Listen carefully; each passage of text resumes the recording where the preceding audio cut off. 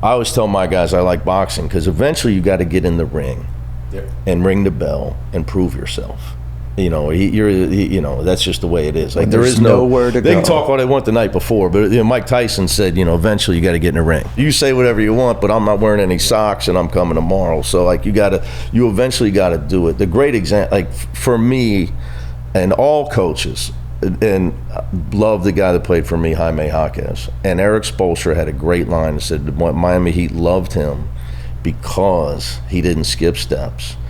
He got in the lineup as a hustle guy as a freshman, as a tough guy as a sophomore, one of the better players as a junior, and an All-American as a senior. And so they said he had played every role that he had to play on his team. And the hard thing is, in youth sports, when you transition, is because you're the most talented player. If you have that type of player, he doesn't know how to function when he's not the most talented player anymore. And it's a distinct advantage for somebody that's had to do that.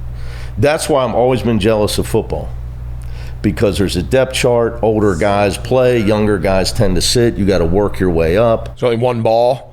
11 guys, not everyone touches it. When the nose tackle's tying his shoes, he's not thinking about getting touchdowns. No. He's thinking about plugging his gap. Everyone's got to roll. Yeah, it's everybody's the got to roll. ultimate in that regard. In my sport, everybody thinks it's the night they're getting 30. Yeah.